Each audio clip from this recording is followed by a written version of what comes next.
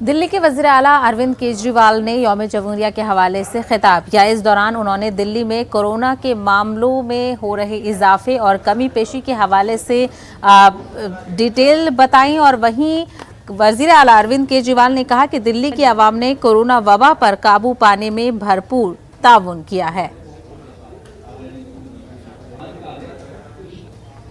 तो जब भी कोई नया वेरिएंट आता है, जब भी सबसे पहले कोरोना वायरस आया, सबसे पहले दिल्ली में आया और दिल्ली के लोगों ने इसकी सबसे ज्यादा मार झेली।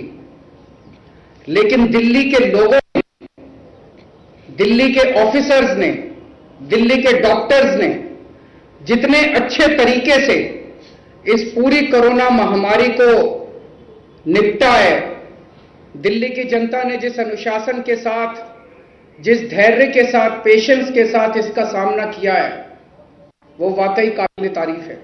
15 तारीख को मैक्सिमम पॉजिटिविटी रेट आया था, लगभग 30% के करीब।